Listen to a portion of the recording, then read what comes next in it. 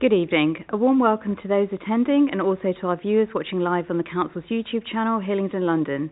This is a meeting of the Children, Families and Education Select Committee. My name is Councillor Heena Makwana and I'm the chair of this committee. Details of the business to be considered today is shown on the agenda, copies of which are available in the room and also accessible on YouTube underneath the broadcast.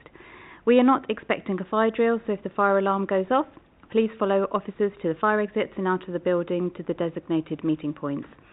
For those in the room, please switch any mobile devices to silent before the meeting starts, and when you are invited to speak, please ensure you turn your microphones on so that you can be heard in the recording. For those watching via YouTube, if you are so minded, you can complete one of our resident feedback forms. These can be found in the information section underneath the YouTube video. These forms are intended to help us improve the way that we run our meetings. Okay, so before we move on to the agenda, I'd just like to introduce colleagues in the room.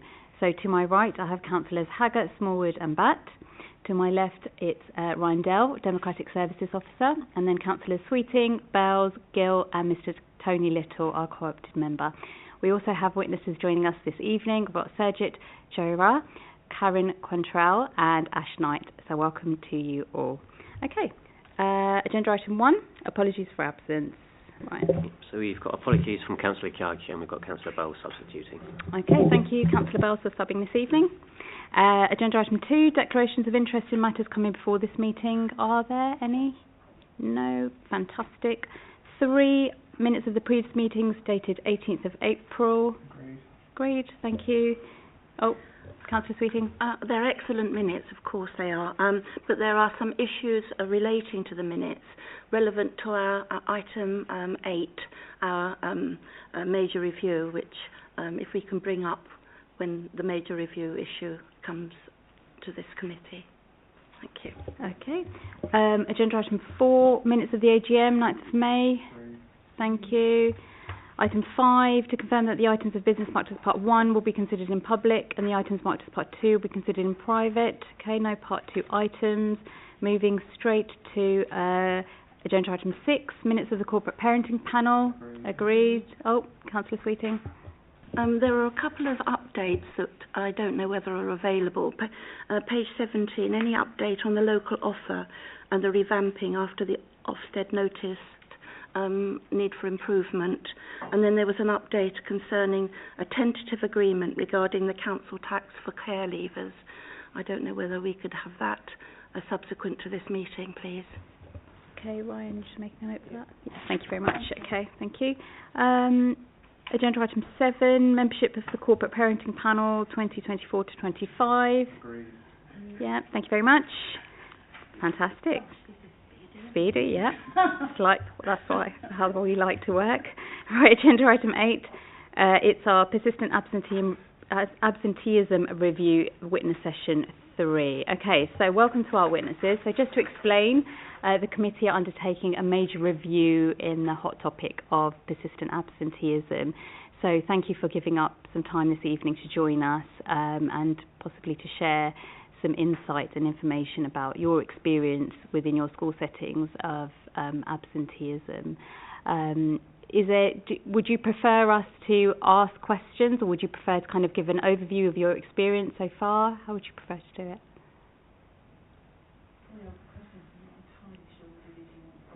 Okay, is that the same? Yeah. Okay, sure. I'm happy to give an overview as the primary head teacher first, and then... Yeah, okay, perhaps if we do it that way, if you provide a bit of an overview of your school setting in particular, and then we'll open it up to the questions, if that's okay. All right, do you want thank you.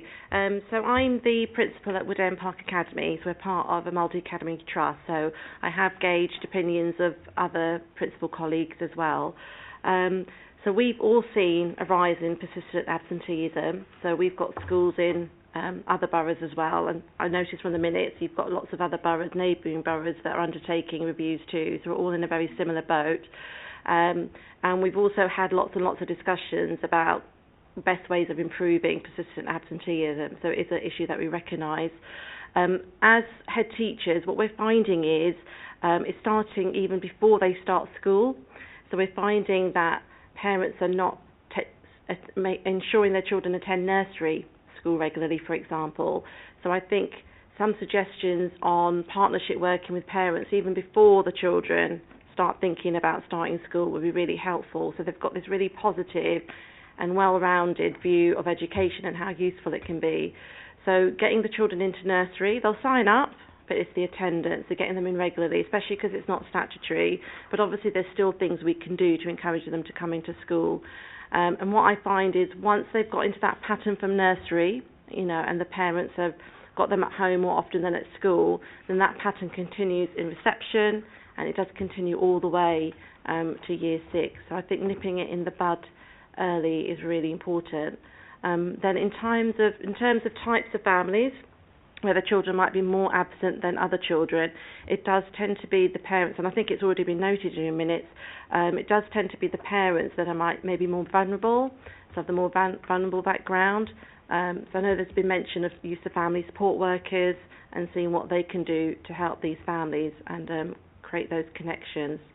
I think that's, in brief, my overview. Thank you. Karen, do you want to provide a bit of an overview of your school setting? Thank you. I'm the attendance officer at Hillingdon School. It's obviously a large school that covers it, and our catchment area is huge. We have a problem with persistent absence, mainly because of lack of parental engagement, but also we get students that are potentially undiagnosed with ASD or ADHD or whatever, plus we have a lot of absences due to mental health, and it's very difficult to get a quick turnaround on getting the student in. Okay, thank you very much. I'll open it out to the floor for questions. All right, Councillor Hager. Thank you, Chair. Thank you both for coming in and giving us a rundown of what it looks like from your angle. My first question is, what is the current rate of absenteeism? So what are we seeing currently? What percentage is that? And then a follow-on question is, how does this compare, one, to last year? And then how does this compare maybe further along from pre-COVID? So 2 questions there. So in my own primary school academy, it's standing at about 18%. So my school saw a significant rise last year. So I noted in a minute about the impact of COVID, and I think myself and my fellow principals have seen the impact of COVID and how we've seen the fact that we initiated lockdown has seemed to make the parents value education less, because they've never been in that position before, have they, where they've been able to have their children at home and not get penalised for it. So straight after COVID, we saw a sharp rise in persistent absenteeism. So mine was slightly above, I think, the national average, and I think most of the schools in my trust were about 25%. But because we've worked on it as a trust, my CEO has commissioned us to do some work and research. All the schools in the trust are seeing a reduction in the persistent absenteeism. So I can't remember the other schools, but my own school has moved from 25% to 18%. But it has relied on using staff. It has relied on full-time attendance officer, which I always have, but really making sure she's making those phone calls home very quickly. It's also relied on involving my senior leadership team as well, which not every school will use, and not every school will have the capacity to use their senior leadership team. And we actually have a tracking sheet where we've categorised the children into percentage bands. So we've got the ones that are 80%, and they're the ones that the family support worker and the attendance officer will work very closely with, get the home visits done, get them in, and they're mostly the vulnerable children. Then you have children in the 85 to 90 band, and they're the children we really target. So SLT will be in charge of these bands of children, depending on which age year group they're in charge of, and they will check them in school each day from this band. If they're not in, they will make sure they're phoning home, encouraging the parents to bring them in. And in your past minutes, it talked about some children not coming to school, and maybe it was because of issues to do with school. So getting SLT involved has helped with those kind of situations, because we're finding out about those quicker and able to manage them. They also get incentives as well. They're primary school children, so they like their stickers and they like their little gifts and things. And then we also track the children in the 90 to 95%, just over 90%, just to make sure they don't slip into becoming persistent absentees. So we make sure that we're monitoring, not the 90 to 95, sorry, just a correction, just over 90% to make sure they don't slip as well. But as I said, that's something we personally do as a school, and that's helped. But I am mindful that's probably not a solution that you could suggest to other schools, because it does depend on the senior capacity they've got. But I think the tight tracking and picking up on it very quickly, as you can, and then finding out the source and getting to the root of the problem, I think that's helped the improvement. But it's 18%, which, you know, we'd love to get it lower than 18%.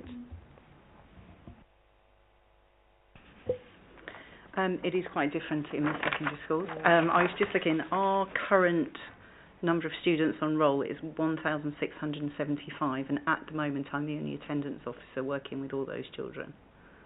So on a day-to-day basis, I pick up all of the absence calls. We've just launched a new way for parents to report absences through our website. So I do all of the registers. I make all of the absence calls. I do all of the home visits. I do all of the letter 1s, 2s and 3s. So we haven't done many panel meetings. Obviously, we do the warning letters at when it goes below 95%, then we do our letter 2s at 90%. I'm doing all the home visits, trying to get parents in, having parental meetings, meeting with the heads of year regularly, feeding into SLT, doing whatever I can to get the students in. But we've had 3 attendance officers, and I'm the last man standing, as it were. So it is a huge ask at the moment. It's a huge task. Our attendance at the moment, we have, if I'm looking at our attendance, we've got 92% attendance in year 7, 91 in year 8. Our year 9s are at 89, as are our year 10s, and our year 11s have gone on study leave, so that's slightly distorting figures at the moment. One of the things that we have done is we've tightened up on the time that we close our registers in the morning. So previously there was a little bit of flexibility, but now we're closing it. That's obviously impacting on our overall attendance data at the moment, but we need to know that the children are arriving after. And then with some of our children coming from over by the airport, that's quite a journey for them in the morning, and it does cause a few problems, but I can't keep the registers open indefinitely.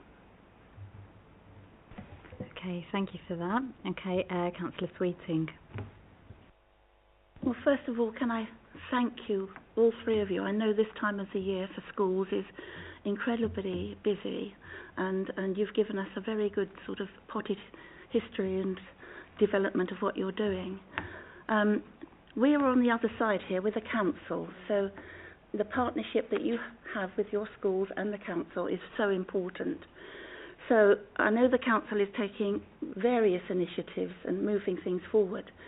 So just to be quite blunt about it, what is working and what isn't working, and what would you like to see that we're not doing at the present time? So, I mean, I know each school is going to have a different answer to this, and that's recognised, because we come from, you know, very different areas and a very different sort of population of school. But, you know, we want to know that all of the initiatives that we are doing here are actually making a difference at the sharp end. You are the people that are actually doing all the work.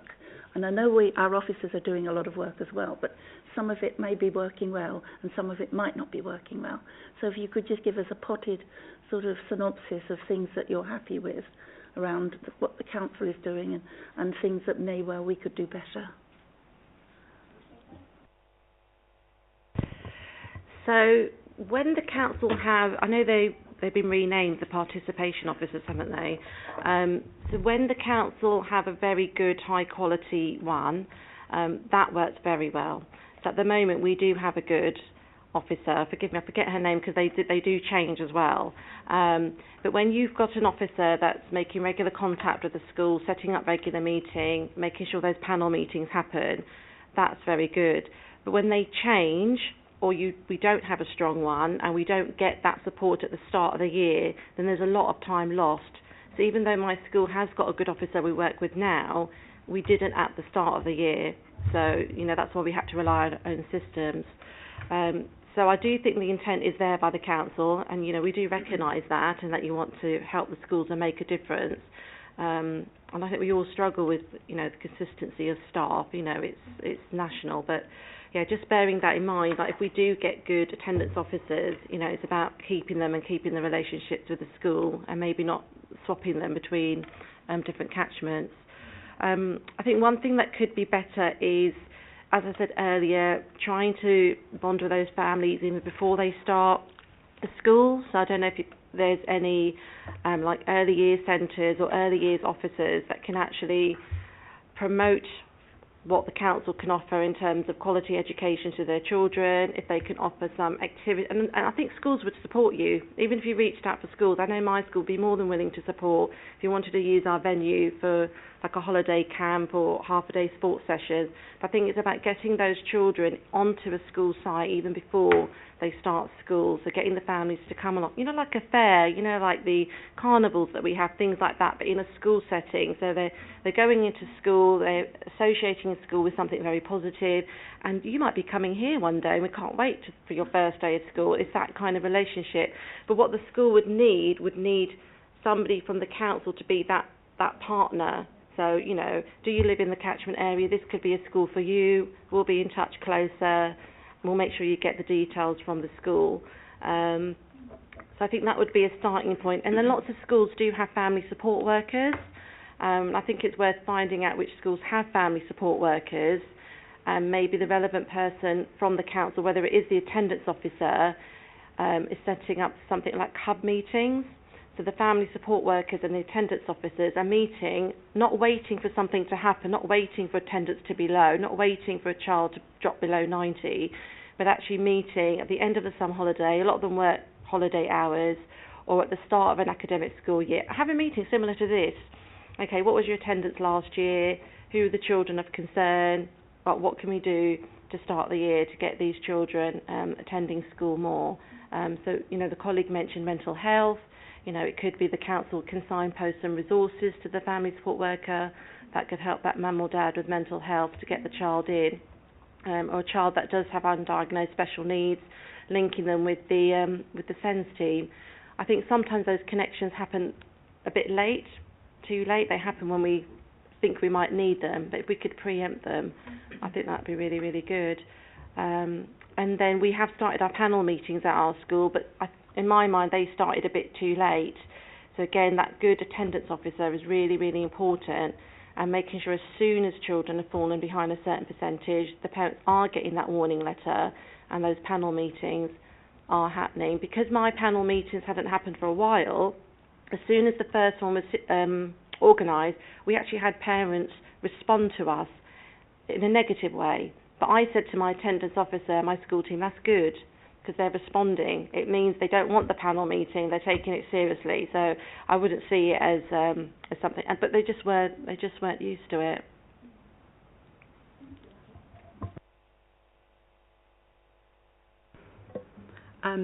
Following on from the panel meetings, I've done quite a few courses recently about the panel meetings, and I suppose the outcome should really be a financial penalty to the parent. That's kind of you're going to go down the legal route. But unfortunately, I'm finding that I almost don't feel there's any point doing the panel meeting, because most of the children, I've got parental engagement, I've generally got mental health or undiagnosed SEN needs, and I can't see that the financial route would be the best way forward, and I probably would alienate the family more by going to the panel. So I'm trying to introduce, after the letter twos, I'm trying to introduce a team around a child meeting where we have our safeguarding team, our pastoral team, our SEN team, and we just get together and really try and work out what we can do for this child that we're not already doing. But I do think that lost time is a huge thing. I mean, I picked up some calls this morning and some emails, and I was just thinking while you were talking, one of the big problems I have are with the MASH referrals, that I lose so much time. I put in a MASH referral for a family recently, and it was put back because there was no grounds for anyone to really support and help. So it's landed back with me, and I received a message from the mum today And she said the child hasn't slept all night, is extremely anxious, won't be in, has got everything ready but is really struggling. We're trying to work again. I've spoken to CAMS. I'm waiting for a reply from them. I understand there are barriers, but we've been through an extremely tough time as a family and life is really hard for us and it's very difficult to explain to people and for them to understand. I've offered to meet this child in school, out of school, whatever time of day would suit. I just can't get anywhere with this family. And, she will say, I understand that your next step is a panel meeting or to go to the local authority, but I can't help because my child is struggling and I can't force her to go into school. What do I do? And that is what I'm stuck with. I've had children, I've had to go around their houses and parents have wanted me to discipline their child and take their child's PlayStation from them. And my argument is, well, if I do that, I'm never going to get the child in school because they're going to hate school even more. We have to have medical evidence. We have to get monthly medical evidence. Getting that with a waiting list that we've got for CAMS is a huge ask. It's incredibly difficult, and I can't get online tuition unless I get up-to-date medical evidence from someone at the appropriate level, and getting to see that person is incredibly difficult. Most of the calls today, we've got coughs and colds and things going round, but I've picked up a huge number of mental health ones. My child today, on a scale of 0 to 10, is at 3, where 3 is incredibly low. We'll try again tomorrow. I can't go to this child every time, but when I do go out, it does make a difference. But I offer to chase CAMS, but there's only so much we as a school can do with the limited time that we've got available. So that support that we have, it's kind of there, but it's just taking such a long time. We have counsellors in school. The waiting list for them is huge. We've got mental health first aiders. I've done the training myself. I use it all the time when I'm talking to children, but I just don't have the capacity to pick up the sheer volume of children that we have with mental health needs. But then I've got, on the other side of that, I've got parents who will ring up because their child has a blister or has a nosebleed, or who did the DFE and was tired and things like that. And so you're constantly balancing parents and trying to get parents on side whilst also not being a pushover. Yeah, well, thank you for sharing all of that. That's really, and especially the feedback from the parent as well, that's really helpful and useful for us. Mr. Little. Thank you, and thank you very much. I mean, it's really helpful having this practical experience to guide what we see as theory and written reports. So we very value your coming in.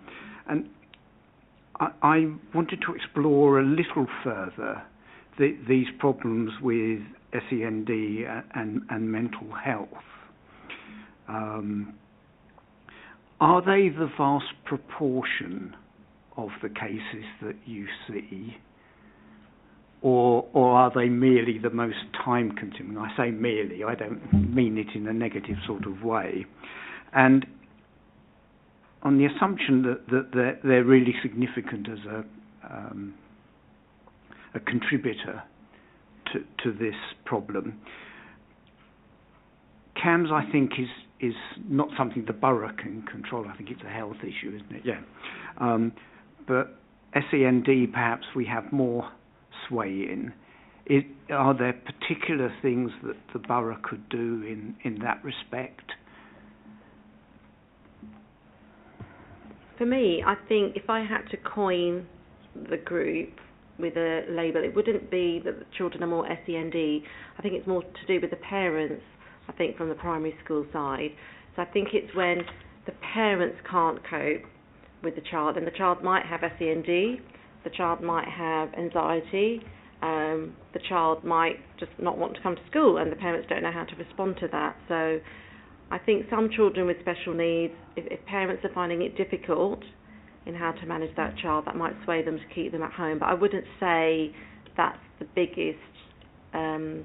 My persistent absentees are made up of mostly children with high-level special needs. I wouldn't say that. I would say it's more to do with the parents and how they they managing their children. And I think the other category of children that fall into the persistent absentee bracket in primary schools is leave in term times. But I'm thinking that might decrease because parents always knew they couldn't take their children away in term times, and they would get the letters that we'd write on behalf of the local authority for the fines, and they weren't. But when COVID struck and they were able to be abroad for long periods of time, I noticed on return that they were spending longer time abroad in term time, or even going several times a year, which I never had before COVID. So I'm hoping now that things are settling back down, I'm hoping the leave in term time will reduce, and that will probably make up less of the number of children who are persistent absentees. So, yeah, I think the bigger group will be it'd be parents. I think mine is a combination, if I'm honest. The persistent absences take up an awful lot of time, and it doesn't make a great deal of impact on our overall attendance figures. But in terms of time, I'm spending more time with them than the others. I find that it always presents as anxiety first. So the parent will call in and say there's anxiety. And then we'll do home visits, we'll have family in, we'll see the students. And then you through the experience of working in education for so long, you can see that there is some kind of an SEND need in there. And unfortunately, you then have to go down that route to see if you can get help for the family there. As soon as a parent has a child who is self-harming, which anxiety often presents itself as, those parents won't push those children to come into school for fear of what the child is going to do. So I have a very difficult conversation with parents. We try reduce timetables. We'll try being really flexible. We'll just try anything to get the child in. When the child is in, then I'll walk them to a lesson. I'll go through their timetables. I'll rag rate their timetables so we can find out which teachers, which lessons are causing anxiety. But people don't like to push them for fear of making the situation worse. What I'm also finding is if we don't react in a timely way, the longer the child is at home, the harder it is to get them back in again.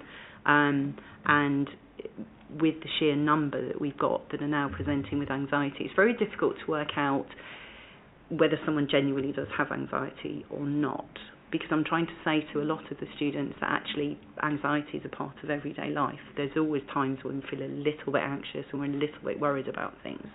But getting parents on board with that can be quite a challenge. And even with the persistent absences, I did a home visit the other day and a family had actually gone on holiday whilst being persistently absent. So it's a challenging situation.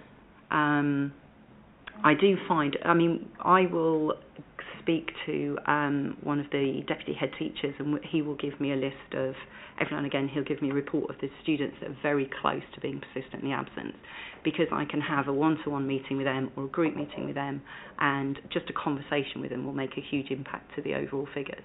But my time is spent around the other students. We will have follow-up, Chair.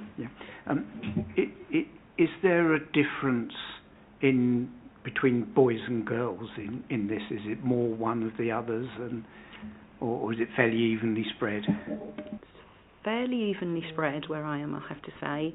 I must admit, because Hayden has spaces, we in one of our year groups in particular, I've inherited a group of students who are persistently absent, who were also persistently absent in their previous secondary school.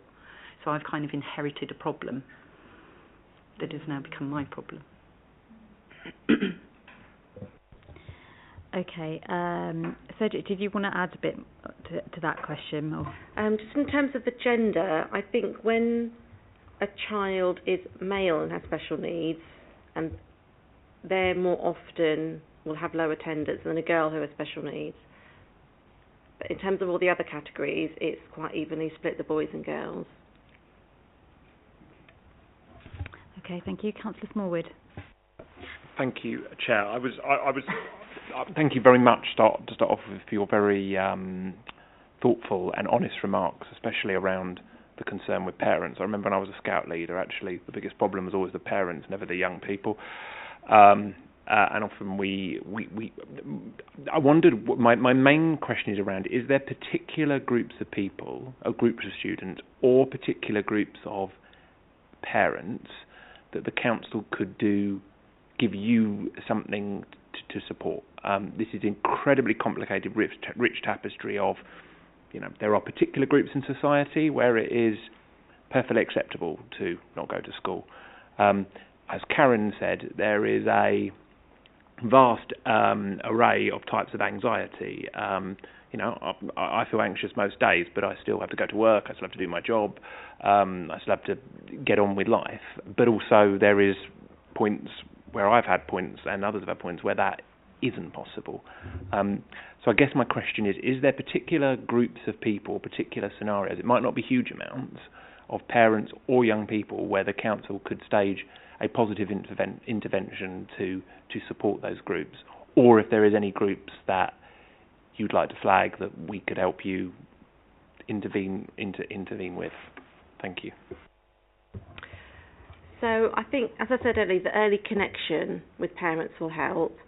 So just looking at the names of my own children that are persistently absent, I've noticed some children of parents who are quite new to the country as well. So it's interesting when you said that, I noticed that as I was looking at the name. So I don't know if there's scope for, as I said, a stronger partnership with anyone who's leading family support in a school. I think that partnership could be stronger between whichever relevant council worker with the school, and that person from the council, local authority, finding out from the family support worker of new families that are coming into the community and kind of doing a welcome meeting. Now that might not be feasible because, we've got so many schools and probably so many new families, but even if it was a joint event at one school one evening with neighbouring schools getting together, or even the family support worker at the school having some literature from the council and having a contact number for these families.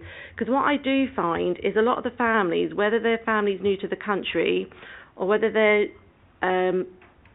of a harder nature because, they don't see the value of school, one thing I have noticed, as soon as my families know the council are getting involved, it does make an improvement. It does make a difference. As soon as they're getting that letter with the council could be fining you for taking leave in term time or having the panel meeting, I do notice a bit of a shift. They do sit up a little bit, and some of it is because, like you said, they fear the worst, like they're going to have huge fines to pay, this might happen, that. And I'm not saying that's right to instill fear on them, but it just gets them thinking a little bit more about their actions, taking a bit more responsibility.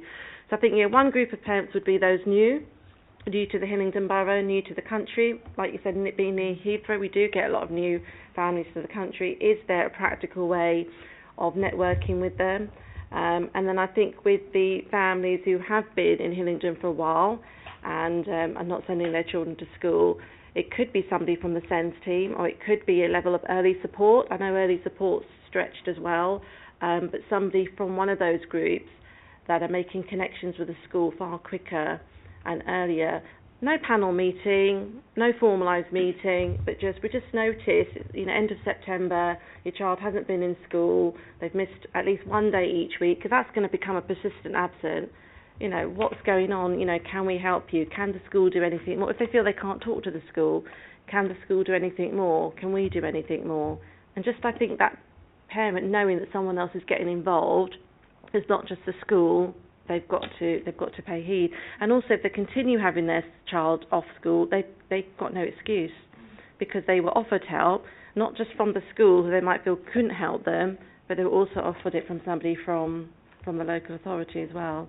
So I think parents of children who aren't sending them to school because they're making that decision, but also I think another pathway, networking into new families to make them feel part of Hillingdon and wanting to bring their child into school and seeing it is very, very important. I've had a few families that have been moved out of the area. I was just actually looking, I had a child that I'd asked the year team about today who hasn't been in school for a few days, and the message I got back from the year team was that they don't know why he wasn't in, but previously mum has had unstable housing, which has caused problems. I've had families that have been placed in Milton Keynes, they're not going to come into school. I've had families moved from Ruislip over to hotels by the airport. They've been there for a few weeks, then they've been moved again. So those children don't really come into school. I've got a few traveller families that are quite difficult to get into school every day, all day. I've done several home visits. We can try and get them in, but what I do tend to find is that the children that are disengaged are often children of people that were disengaged when they were that age as well, and they have a real dislike of schools. So I try and break down those barriers, but the children that you actually want to reach tend to be the ones whose parents you can't reach. So we were talking about trying coffee mornings and things like that to just try and get those families in, but they are very anti-establishment and anti-school, which doesn't really help. Thank you, Chair.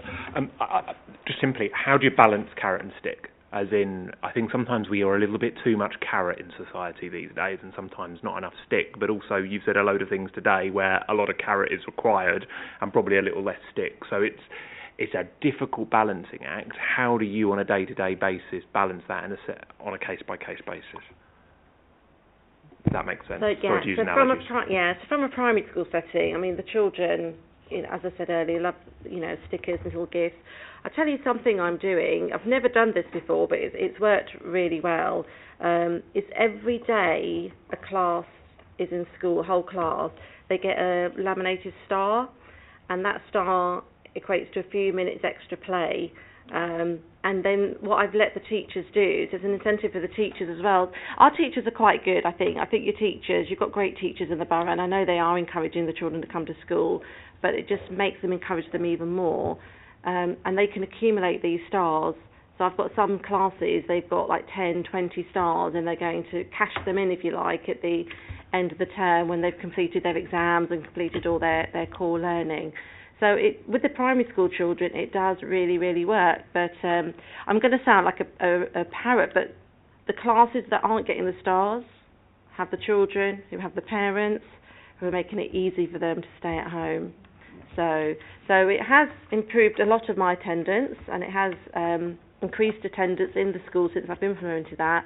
But I still have some classes where the poor classes aren't getting the 100% on a day because they've got the same children who are absent, and that's where we need to do a little bit more and maybe do something a bit differently. But I don't think it has to be a stick necessarily. I think it can be just that hand that we hold out, and put somebody in partnership with the school holding out that hand to them and saying, right, what's going on? You've not been in school. Come and have a conversation with us. I find that following up the absence calls, if I pick up a call from a parent and they say that they're not well, I will always go back to them and find out exactly what's wrong with them. I use the excuse that the local authority need to know of various illnesses, so can you please let me know exactly what it is that's the problem? Because if it's anything contagious, I may need to pass it on. I'll also do, with the home visits, I did a home visit for a student. Dad rang me to say that the student wouldn't get up. So I went round to the house. He was in a Zoom call with his headphones on, and he sort of pointed that the child was through. So my colleague and I went through, and it was she was in bed. So it was her worst nightmare, and actually it surprised me because I didn't realise that was her bedroom that I was just walking into. So tapped her on the shoulder and said, right, come on, we need to go. And she's like, what? And I said, come on, we need to go to school. Why? Well, it's a school day and there's nothing wrong with you, so I've come to pick you up. Come on, let's go. So we're almost at the stage where we're talking about getting the school minibus out again and going around and collecting. So when you used to have the people that did those kind of roles, it was quite helpful. But I'm almost at the stage of doing that. But I've got a reputation of being firm but fair. So if a parent wants to take a child off for a full day for a dental appointment that's at 9:30, then I'll ring them back and obviously challenge it and say that I wouldn't really authorise that, I would expect them in. But I do find it's quite hard to have the conversations when we say 90% attendance is persistently absent, because actually 90% in a test is quite a good result. So it kind of goes, we need to turn things around to look at how many hours that is you're actually missing, which is what we're now doing, because we find that makes a difference. Because if we say your attendance is less than 95% or 90%, they're quite happy with that. Okay, thank you. Councillor Gill. Thank you, Chair, and thank you for the representatives for taking such a busy time out to come over. I know how busy schools are. I'm a teacher myself. I think this question is more targeted for Karen because you're in a secondary environment, whereas in a primary environment, kids are in one setting and they're with that same teacher every day. The persistent absentees that don't come in, when they do come in, are they truanting lessons quite regularly? I do have quite a few of them truanting lessons. When they come back in, I make sure that I see them, or I get one of my colleagues to see them, and we will go through their timetables and try and preempt any problems that are coming. We now have, for a variety of reasons, I've got access to the CCTV in the school as well. We have a particular set of cameras that link into the communal areas in our toilets. So I'm often radioing for on-call to go and remove children from toilets to get into lessons, and we've changed the duties that we have as well. So between lesson times, during lesson times, we'll be popping into the toilets and those hiding places to try and move children in. So they do often truant as well. But it can work the other way, that children who truant then go to start becoming absent. It becomes a slippery slope, doesn't it? Yeah. And when they get the feel of it, Yeah. I've noticed that as well. And the other thing is, like, have you noticed a trend of certain lessons they might miss? So there might be a kid that's got very bad absenteeism, and they miss a specific lesson, and then that can help. And it often surprises me, but I do try and go through. Sometimes it will be PE, and then I will make arrangements for that particular child to get changed elsewhere, if that's what the problem is. But I have to go through the lessons and actually work out what lessons are causing a problem. When I talk to parents, I'll sometimes point out that their child is always off on a Tuesday. That's the lowest attendance for the week. So as many conversations that I can have that revert back to their registers and link it into their timetables is quite useful, because parents don't often realise that their parents say, the children have told mum that they feel sick, yet this happens every Tuesday. So I will point that out as well. I'm trying to think of the logistics of it, because you're doing it all yourself. So if, say, 2 or 3% of the school's absent that day, that's 30, 40 kids that you have to chase up. It's probably lunchtime by then, so half the kids are probably truant to the lessons they were going to truant. I don't have many that are truanting since I've taken over the CCTV and the radio, if I'm honest, because I find out all their hiding spots, and I find out. So those numbers are going down.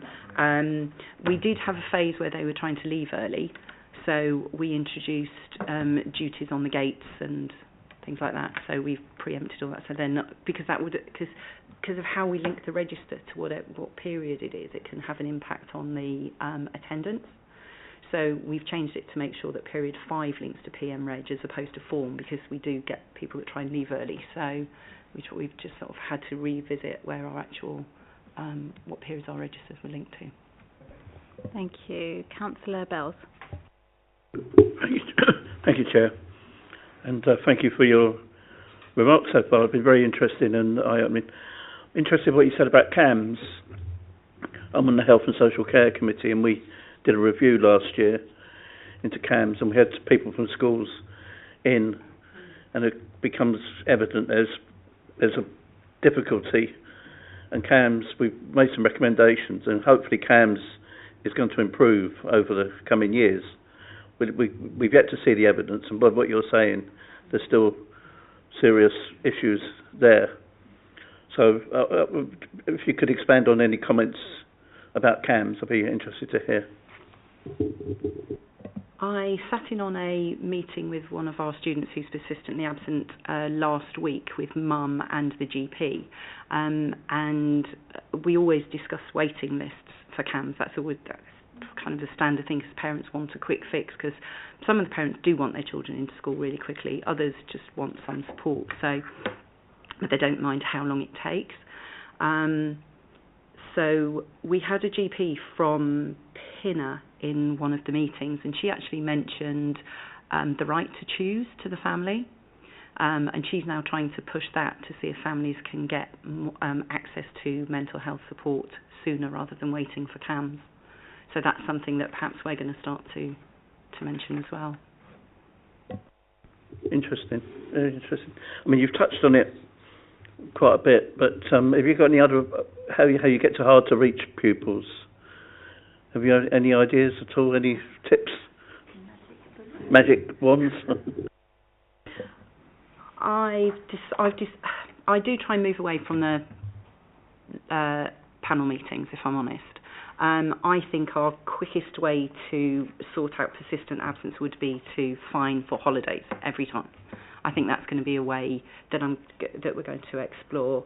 I think the team around the child meeting is going to be quite useful. As I'm now doing the registers for the whole school, I'm finding we've got families that just move and don't tell you. And it takes a while before you work out that the child's not there, and then you've got to go around the property and find out that they're definitely not there. So some things could really easily be avoided. But I do think parenting support for teenagers in particular is something that would be helpful. I know there's the Triple P parenting workshops, which I do pass on to our media department and ask them to put it on our Instagram and websites, because I just think it's so important. But again, it's families that you would like to engage that don't, but that's something that I would promote. Okay, thank you. Councillor Batt, please. Thank you, Chair. Echo all my colleagues' sentiments on it. It's very valuable to, of course, have you here and learn a lot more than even I knew. My question is about outreach. It appears that sort of engagement and support with parents and families is quite fundamental, of course, to alleviate absenteeism. I'm wondering if you've thought about, or if the council can facilitate delivering any workshops or programs that can be offered to families or local communities to help with the situations you've identified today, sort of understanding or dealing with mental health issues, self-harming or child management.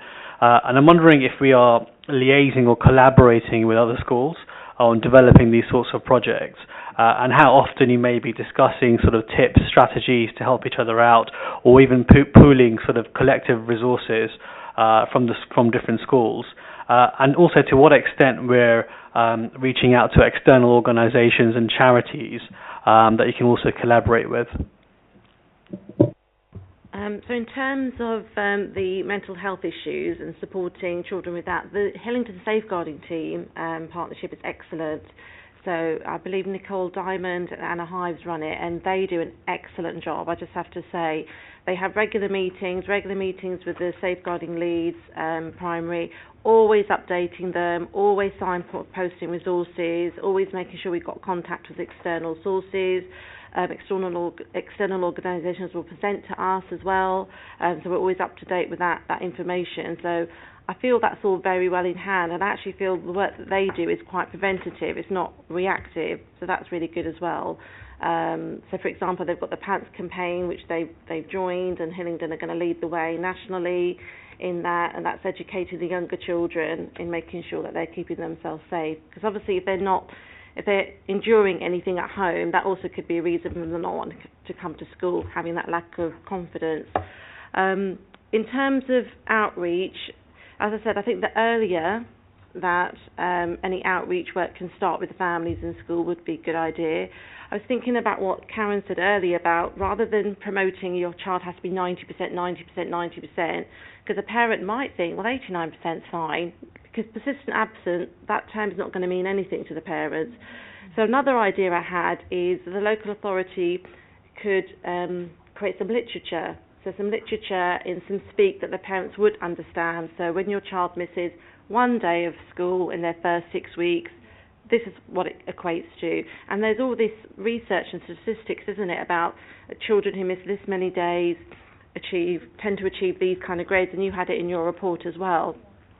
And then the other thing, that wouldn't work for all the areas in Hillingdon, because I know some areas have different demographics, but I know it would work for where my school is if there was any way, if your child's in school for a certain number of days, because you're going to collect the data from the schools anyway, you get that automatically, your family would put in for a raffle, and, if you've got sponsorship links with, like you've got Cineworld here, Odeon World, things like that, any incentives that you think you could get for free that we could offer to the families as incentives to come in. That wouldn't work, as I said, for all the areas in Hillingdon, so I don't think it would work for your Ruislip and your Uxbridge, but I definitely know it would for us, because Another time I saw an increase in children coming to school, because one thing I noticed is children missing school on that first day.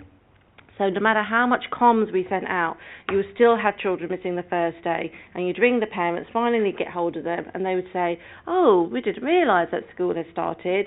But as soon as we were offering things like Amazon vouchers, oh yes, the first day of school, was noted. So I don't know how you feel about ideas like that, but it's doing it for the greater good, isn't it? But if there was any partnerships we could have with Lidl, the cinema, or the leisure centre, anything like that we could kind of offer our parents for, we really value your child's education, and we know your child's been coming to school, they've attended this many times, they're going to be entered into a draw.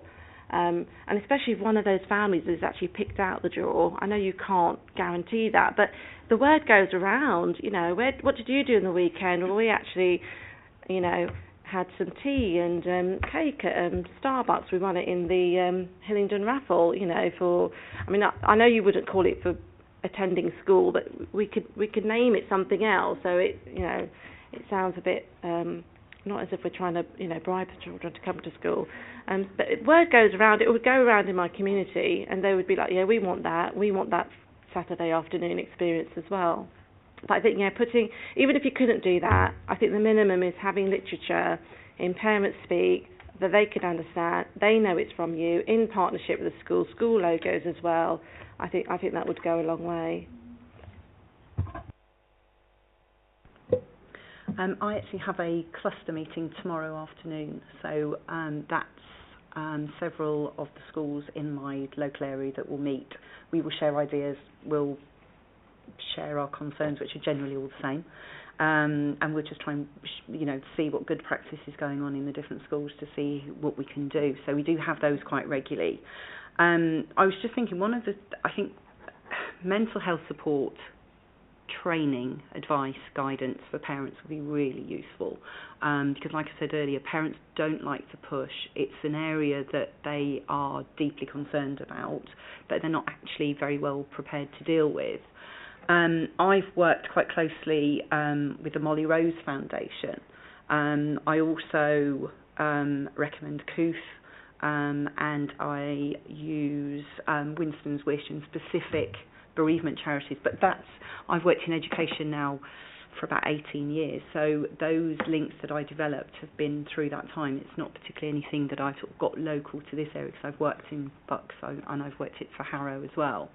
But the Molly Rose Foundation do put on mental health first aid training for schools.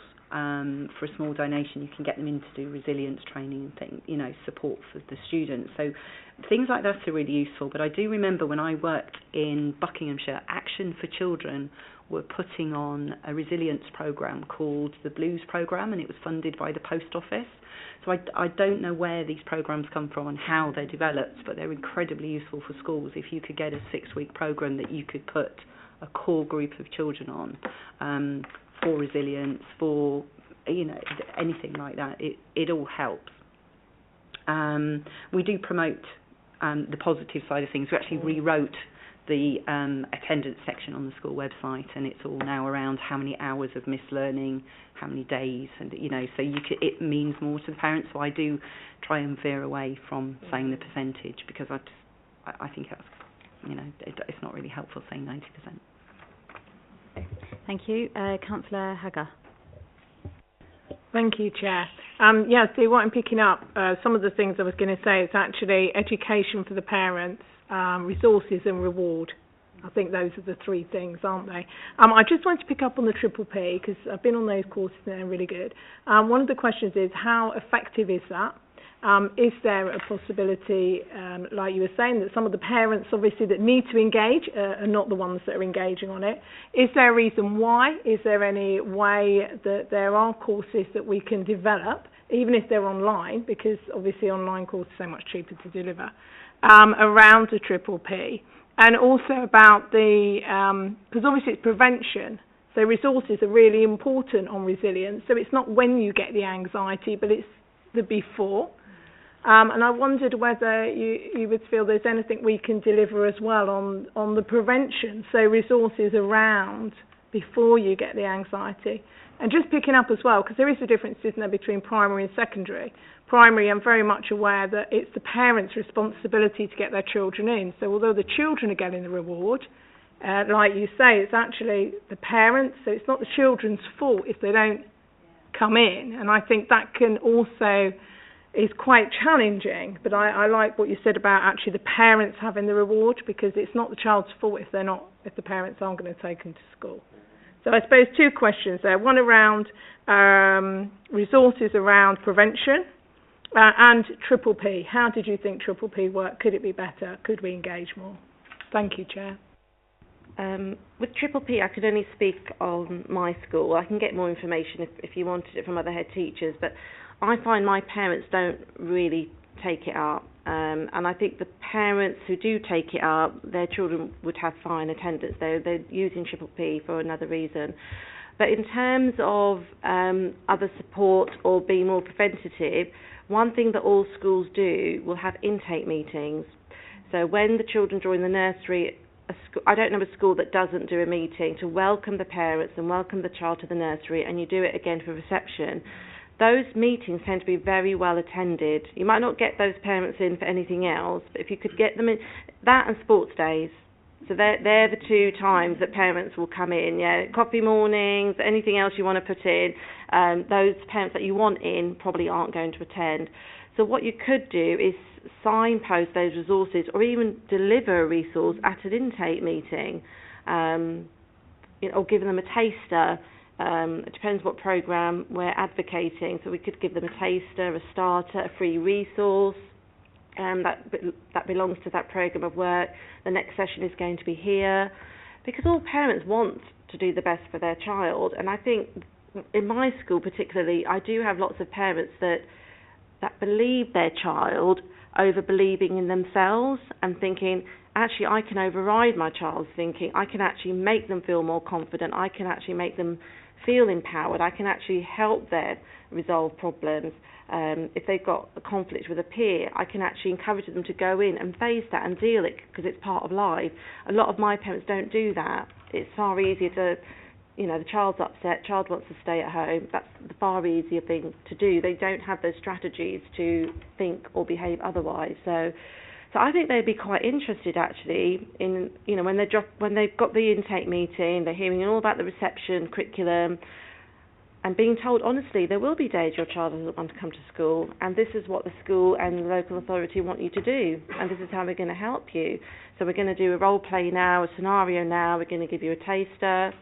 This is a leaflet, pop along, we've got some more sessions happening, or a contact name. So they've got that. Yes, I think that's a good idea. But yeah, if you want to be preventative with the parents, it's either the start of the year or the sports day. Come to the sports days and talk to them then again. Yeah. I think one of the problems we have is with mid-year admissions, because a child will be maybe having problems in a previous school. They will then disappear for a period of time. They could be home educated or educated abroad, which gives them a break in their education history. And therefore, when we get them, they come to us a blank piece of paper, and before you know it, you realise why they've actually been educated at home or why they haven't been in school. And whatever problems they've had before, you now have. And it's incredibly difficult. You almost need a trial period or something that would kind of support, because if you were a tenant and you didn't, or you were in a job, you have a probation period. It's almost as though for a mid-year admission, you kind of need a bit of a get-out clause where you can say, hang on a minute, you didn't disclose that, and therefore we need these things in place. So any support around mid-year admissions, I think, would be helpful, because we do often, as I said before, I've inherited quite a few children from another secondary school that weren't attending, and no surprises, they're not attending for me either. I think the leaflet idea is quite useful, because when we send out packs, when we see, it's kind of going back to old school again, but we all do our own Instagram and Facebook and websites and things, but we've kind of moved away from the old school. This is, the leaflet that they can refer back to. I give the children cards, contact cards for mental health support. So anyone that I talk to, I'll give the card, and it's almost as though you need one for parents. Like, so if you're struggling with this, you can call this number, and that something like that. The card or the leaflet would help. But I agree. The parents that you want to take it up don't really, and how you engage them is incredibly difficult. One of the things that I find as well is the children are very quick to get on their phone and ring their parents, and no matter how much you try and impose sanctions for the use of phone, you'll have a child on the phone to their parent, and the parent will be telling the child to leave, and you're saying, well, hang on a minute, have you been to medical, have you done this? So you have certain parents that will override you no matter what you suggest, and that's incredibly difficult. So all of the school rules around phone use and things like that it's a huge battle that isn't that helpful when it comes to engaging parents, because if you fall out, if you're trying to impose conditions around phone use, when you're then talking to them about attendance, or uniform, they think you've got it in for their child, but no, it's just that your child is on their phone, hasn't turned up in the right uniform, and has a lot of time off. It's not that we've got it in for your child, it's just they're not meeting the basic requirements that we ask for. Okay, thank you. Councillor Sweeting. Thank you. I would like your views on two issues. So there's two questions here. First of all, you are spearheading all of the head teachers there. You're the representatives of all of our schools, and there's lots of work going on in our schools. And we would like to try to draw out good practice, things that have been working, things that have not been working. How would you feel if the council contacted all schools and asked them 2 or 3 questions around issues relating to persistent absenteeism? It doesn't need to be a big consultation, but you've just mentioned that you contact other schools, that you've had good practice related to other areas. So it's you that's at the sharp end. I know I've made that comment before. You are the ones that have got some of the answers and some of the good practice that have come back and had results. And there's only the 3 of you. So you haven't got all of the answers that possibly some of the other head teachers have got. So maybe one of our recommendations, or even before that, could be contacting schools. Some will respond, some won't respond, but some of them might well come back with things that we could use. That's the one thing. The second, in the report, and you've obviously gone through the report, there are the initiatives that the council is undertaking at present. I mean, page 34 and 35 tells you that. Some have already been developed, and then it says towards the end of the page, over the coming year, we have plans too. So you won't be able to go through them all and give me views on all of these, but the issues in the coming year are publish a revised borough-wide protocol for the use of penalty notices, and it goes on. The one thing is interesting right at the end is develop attendance hubs in parts of the borough. Now I know there's a couple up and running, and I think a third was about to be developed. So I'd be interested to know how we're doing, basically. The things that we've done already and the things that are up and coming. But the first thing is, do you think just auditing our schools, because you have the answers, we are here trying to find the answers, but you've got them, would that be a good way forward, do you think? Thank you. I can speak on behalf of the primary head teachers. I think they'd really, really welcome that. They probably would want to see some sort of response quite quickly, not to have an action in place, but even, thank you for your responses, this is what you could expect to hear from us soon. I think that would go a long way with them, because they're all trying to tackle and improve attendance. Whenever I go to a head teachers meeting, they talk about SENS and they talk about children's attendance. So, I think they'd be more than happy, but they would be keen to know, what's going to happen with their feedback, how quickly will they hear back that responses have been gathered. It would be good for you to have ideas about the recommendations that we can put to Cabinet, because we're here as a major review putting together a report with recommendations. So we might not be able to, when the audit goes out and there's all of this information comes back, it has to go through all the processes that before that we put the recommendations to Cabinet.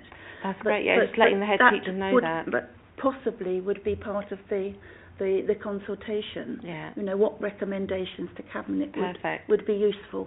Yeah, I think if you phrased it like that, I think the head teachers would really welcome that. So they're having a say and it's going to be put forward, and some of those will be taken up. Yeah, I think they'd welcome that. They'd be more than happy to fill something in. Yeah, definitely. In terms of the actions that have already been implemented, I did look at this earlier. Where I'm based in Central Hayes. I mean, I cannot say I've seen these in action. I cannot see the impact of these. I did talk earlier about our attendance support officer being improved from the one we had in September. But I think we probably could do better. I'm sure all these things are happening because I know what Hillingdon Council's like, but it might be that we need to communicate a bit more what we're doing and just sending that literature out in several forms. I know what head teachers are like, and I know you send something once and no, we didn't get it, and then you send it again and you send it 3 times. You over communicate, don't you? So I think, I'm sure all these things are happening, but you probably need a forum where you can over communicate. Maybe regularly put it on the London Borough briefing sheets that come out. Or make sure that somebody's mentioning it at the half-termly primary forum meetings, because we have a core group of heads that still go to those. So yeah, you need a spokesperson really, I think.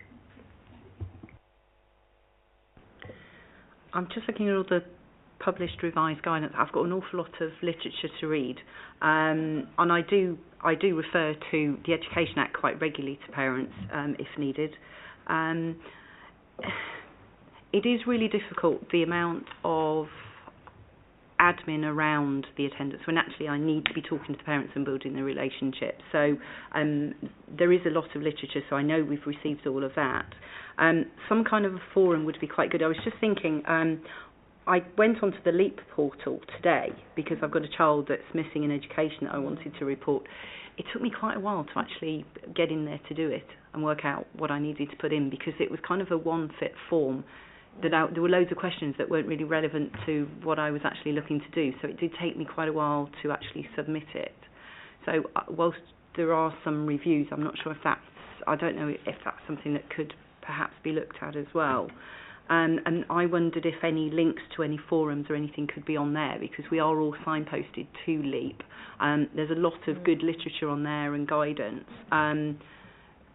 So maybe that's a place that we all access that you could perhaps utilise and promote things through and give links to the literature and things. That's one place that I thought might be helpful. Thank you. Karen, you mentioned the attendance cluster meeting tomorrow. Does anyone from the local authority attend that, like a council officer? I normally have, I was just looking, the lady I had has gone on the lady that I did have has gone on maternity leave, so I've got Sally now, I think. Oh, okay. So, yes, there are several people from the local authority that come.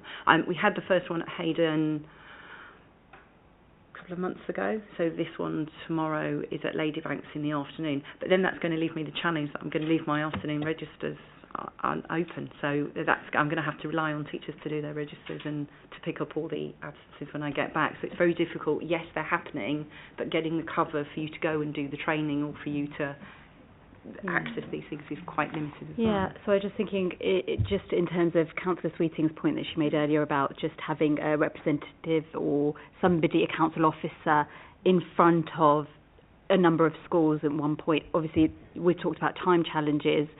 It's difficult for you to come out of school as it is, but if in this particular forum you're able to then share some of your challenges with somebody who is from the council, that kind of kills 2 birds with 1 stone in effect. So maybe it's something we need to kind of just explore a bit more. tomorrow it's 1 p.m. at Ladybank, so that will be, participation officers will be there.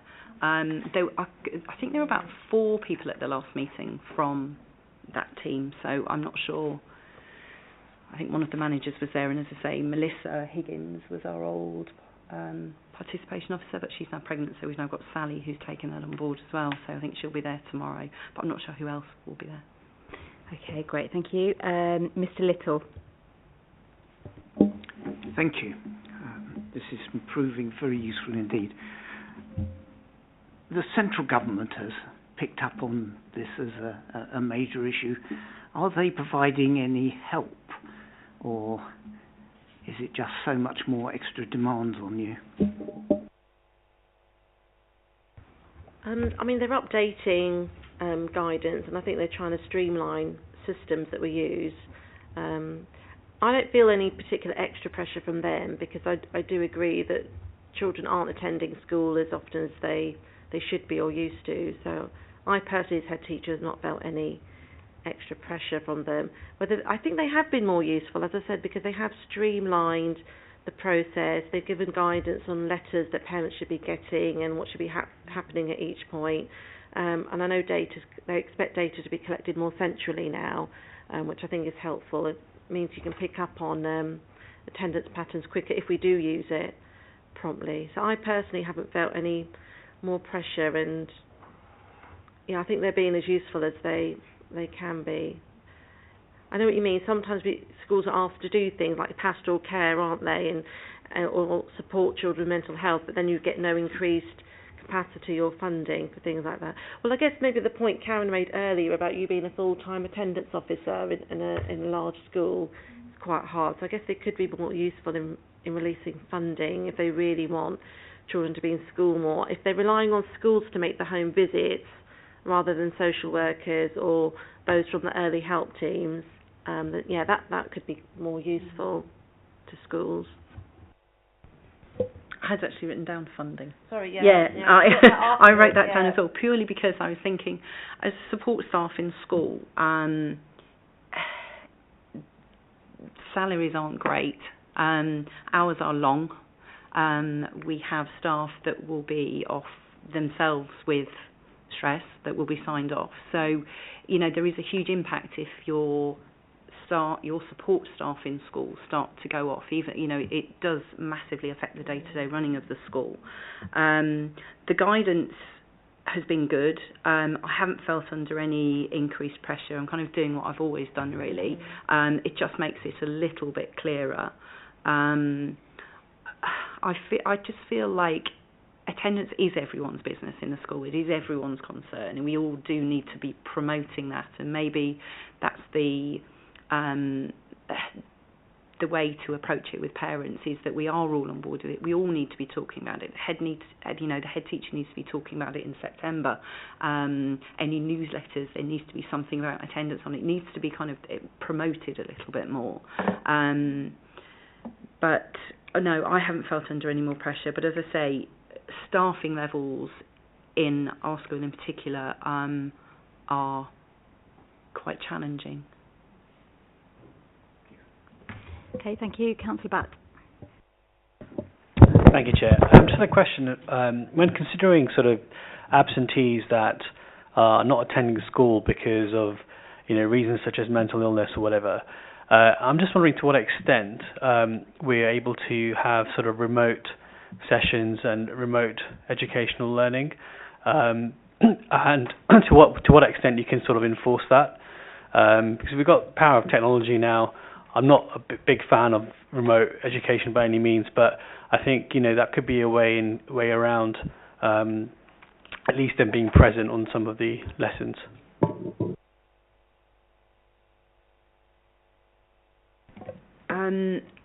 I have quite a few students, but the problem I have is getting termly up-to-date medical evidence that the mental health condition is sort of justifies them being at home. So I have to get someone at clinician level to confirm that a child is unfit to attend school. Getting an appointment with someone at that level can take forever. So the length of time it takes to get the appointment and to get that letter is quite difficult. We have got a couple of students that we have looked at alternative provision. We do use the Skills Hub. We have a couple of students who've had social workers that we've been able to put some tuition in for. But I had an email from a parent today, which just kind of sums it up actually. This particular child is not in a good place. I would like to request that they study at home for this week. I really need to come in and arrange a home learning agreement with you. Can you please tell me what her options are? So the parents are really pushing for it now because of COVID, because they know that actually you can do learning from home, but it isn't the best way. So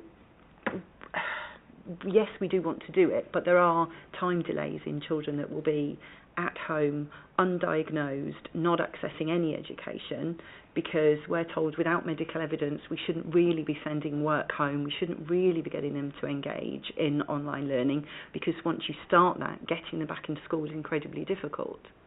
So I'm kind of between the devil and the deep blue sea at the moment in terms of what we do.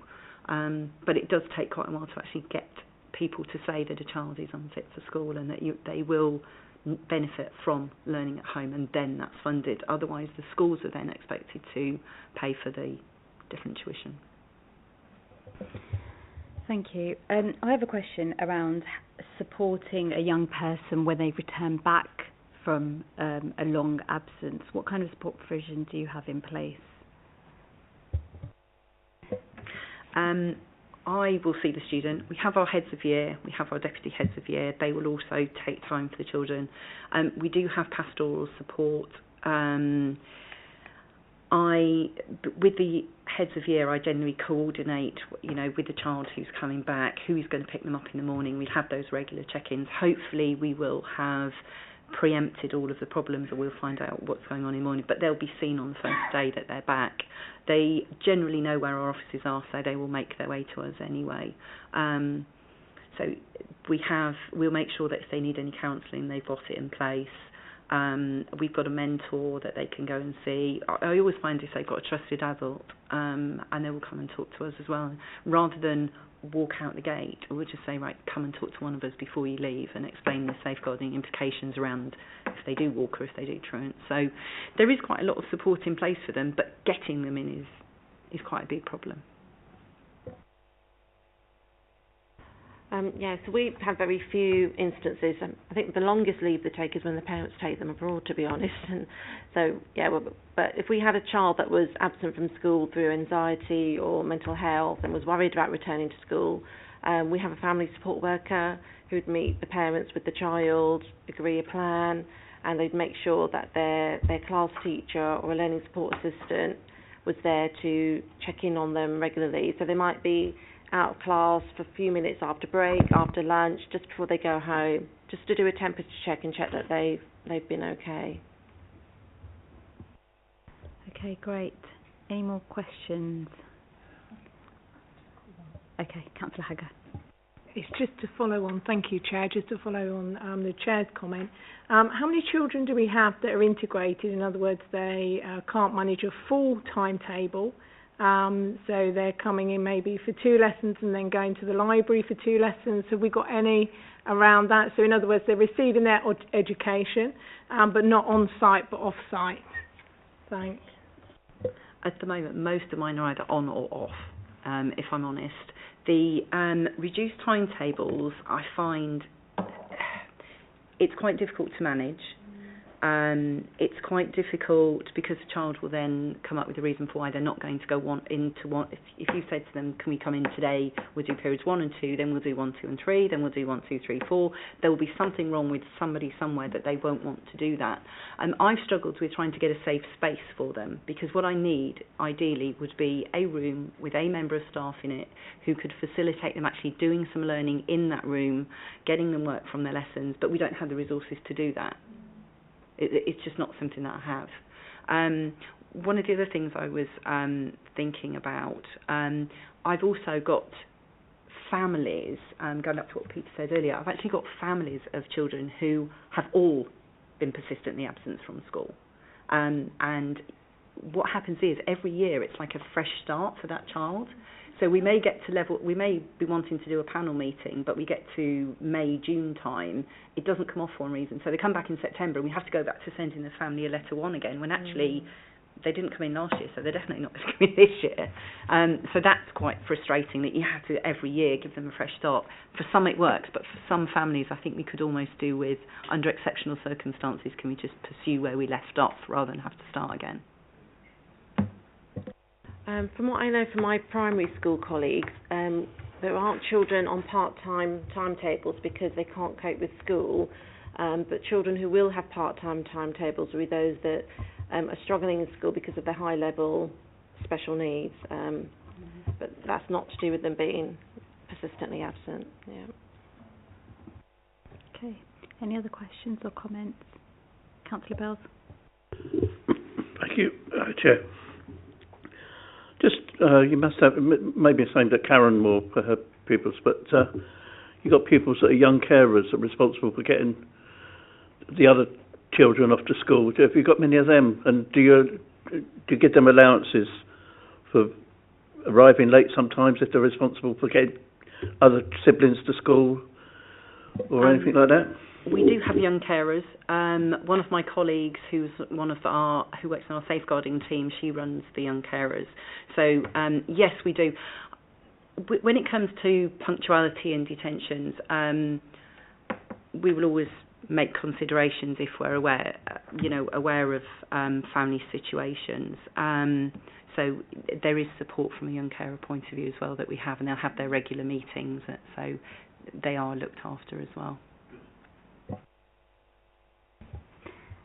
Ash, I was going to ask you, I know that although this witness session was more about the school setting per se, but having heard all the comments and the questions, is there anything that you wanted to just comment on or contribute? Please feel free. Yeah, no problem.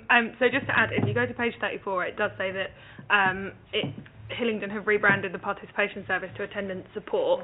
I appreciate my title is participation team manager, but I do work within social care and not within education. So yes, it did used to fall under children's participation, but my role is about the voice of the child rather than focusing on education.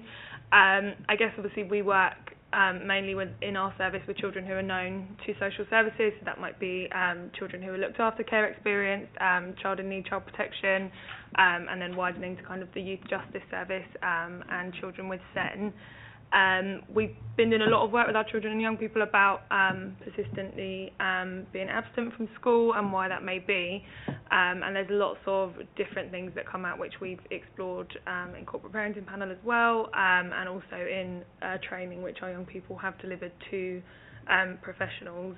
They're also training all the DSLs on the 3rd of July, I think, at the conference, so hopefully we'll get some more feedback from our children and young people then. Okay, brilliant. Thank you so much. Anyone else? Questions or comments? Or fantastic. Okay, we can bring this agenda item to a close. Thank you so much for giving up your time and the valuable insight that you've provided. I think everyone feels very much appreciative of your time and effort this evening, so thank you so much. And yes, feel free to go whenever you're ready. Yeah. Okay, just looking at the review planning and timetable for our review itself. So we said the next witness session will be number 4, the voice of the young people. So this is where maybe Ash, you can provide us with a bit of a steer in terms of kind of, I guess what we're looking for here is just how our young people, if they can contribute or share their experiences of perhaps why they might be absent from school, whether that's anything to do with home or mental health issues or whatever else, the challenges they may be facing, and whether you think that we should have that session with the young people ideally in private, or kind of what are your thoughts on it? Yeah, absolutely. I think it would be really beneficial for everyone for us to do a session with our young people, obviously like you said in private, just to get an understanding from their view as to why they're not able to attend school or don't feel that they can or are struggling with their education, because it's much more powerful, and definitely hearing their voice coming from them is more important than hearing it from myself and my service. So yeah, we can certainly organise that. Excellent, and that includes the Hillingdon Youth Council as well, do we think? Yeah, fantastic. Okay, great. Councillor Sweeting. Looking at the 18th of June list, it says a second optional witness session may be required. I don't know whether that's possible with schools, or is that not what is meant by that? Oh yeah, we can look into. So when we invited people here today, there were a couple who were happy to engage but couldn't come today. So that was just for a possible thing that could be done in the future. Yes. And we did have issues that related to our minutes. These were Camden and Bucks undertaking a review of their own. I don't know whether there's any special comments coming from those two reviews if they've finished them. And there was also the issue that Bucks had brought to our notice about them going cap in hand to central government for funding. I don't know whether they've had any funding allocated for this particular issue. We've talked about schools playing a crucial part, and obviously we talked about a possible audit of their views. And there was also reference made to the Attendance Mentors programme, which other councils had undertaken. I don't know whether Hillingdon is considering this or not. And then we were going to have an update concerning the geographical and cultural data. I'm not certain we've had that. It may well have slipped through one of my emails, but it was going to sort of help us to formulate the review and make our recommendations. So those were the issues that were included in the minutes of the last meeting. Thank you. Okay, so Ryan, you've made a note of those, yeah, so you'll provide an update. Okay, great. Right, sorry, I just wanted to go back to witness session. So so we've got, obviously Ash, you've given us some guidance on that, which is great. So we're talking about Hillingdon Youth Council, or maybe the participation groups that you're involved with. Any other groups or any other young people that you can think of who might want to come along and just be part of this? It would be great. Yeah, absolutely. So we work with young people from ages 6 to 25, so we can certainly get a kind of a wide range of young people to come in and talk. I guess we'll have further conversation as to how we do that and what that looks like and stuff, but I know that our young people will be willing to share their voice so you can understand it from their perspective as well, so of course. Excellent, thank you so much. Councillor Sweeting. Can we make it as relaxing a session as possible, even if it means sort of biscuits, you know? We always bring sweets. I was going to say, Ash is very good at this, so we don't even need to say anything. I think there'll be sweets definitely. for us as well. So. Okay, great. Any other comments or questions on this agenda item? No? Okay, fantastic. Thank you very much. So we can move on then to agenda item 9. Ash, you're free to stay or go. Do we need Ash, I think, for any of the other items? I can't remember, Ryan. Do we? No? Thank you for coming along. Okay.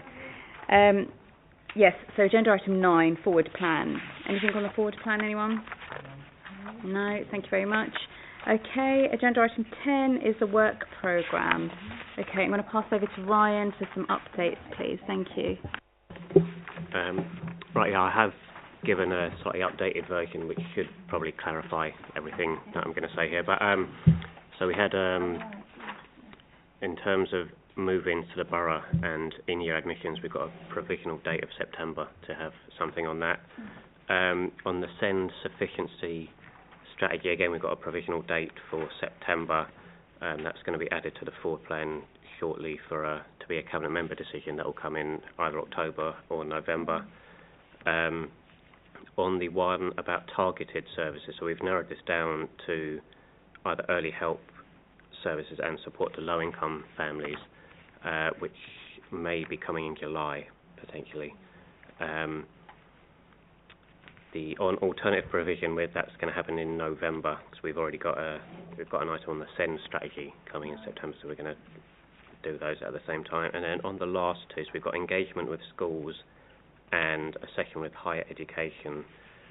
I think the main question to ask is what specifics members would want out of any sessions from this, and then if we do have one, we've got a provisional date for February next year for both of those. Okay. Yes, Councillor Smallwood. Thank you, Chair. I think it was me in a previous meeting that suggested higher education. Look, the council has got its new civic partnership with Brunel University.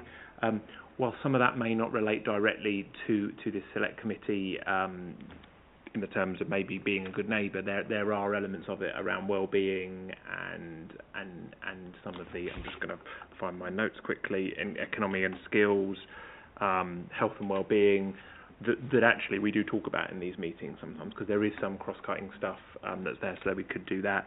But also to hear about what our further education colleges are providing, and also maybe the partnership that the further education colleges and our higher education settings have with, well, higher education within the further education. I know that's complicated, but those who will understand what I mean, how they work with schools and other settings within the borough. So it's almost like Brunel's, we'd be interested to hear about what Brunel's doing, but also, you know, with an update on the partnership, but also around how we are, for those that it is right for, accessing higher education or being given support to do that. Because whether they go to somewhere like Brunel or not, Brunel can act as a gateway to encouraging people into higher education in this borough. So I think that would be quite an interesting session for us to do, along with settings like Uxbridge College and others. Thank you, Chair. Okay, thank you. Ryan, does that provide a bit more of a steer on that one? Yep, okay, great. I think engagement with schools, Councillor Sweeting, that might have been something you mentioned at a previous meeting. Yes, I put it as a part two, or it is as a part two, because what we've had is, in the last, not this particular meeting, but other meetings, we've had real problems actually having comments coming from schools in respect of our major reviews. And I know there's a history to this, I can recognise this, but anything that we can do to make the contact that we have with our schools easier, better, more robust, I think it's at least worth exploring. You know, what are we doing right? What are we not doing right? And our schools are going to be very good at telling us that, I think. I'm just thinking, how do we kind of go about this? So do we potentially, in the first instance, ask for how officers engage with schools and maybe get kind of just a briefing note or something, and then from that we can kind of develop it further if need be? Yeah. And maybe this audit that we're doing possibly on our major review may well throw up things. The response we get to that might be of interest to us and lead us into the next step. Sure. Any other? Yeah, welcome. Chair, I wondered if we could do some work around working with sort of like, not third party, but other things that young people do, and how we could support them and work with them to tap into young people that may be with additional needs or may not have access to things like cricket at the weekend or football at the weekend or the Scouts and specifically I was thinking about whether we could just do a broad thing about the great services they offer and whether the council could help promote them, but I think there's probably a more meaningful piece of work around the accessibility for those on low incomes or with disabilities or those harder to reach groups that may benefit from them. You never know, we might have the next Bobby Moore out there ready to play cricket. I don't know whether that would fit. Yeah, I mean, I'm just thinking, is it worth waiting until the youth offer and delivery model comes out, and then if there's any further questions that we've got from that or scrutiny that we need to do? Because at this present moment in time, I know there's work going on in that area, but it's not. So maybe we just wait, if that's okay. Yeah. And we did ask for an update on the youth offer. How's it going? You know, what's working well and what isn't. Okay, so I think that from looking at the work programme, it's TBC for November, isn't it? That one, I think. So once we have more of an idea, I guess we'll be in a more confirmed position. So any other questions or comments on the work programme? No. Okay. All right. Thank you all very much for your participation and contributions this evening. I think that was a really good meeting. So, thank you very much, and have a safe journey home, everyone. Thank you.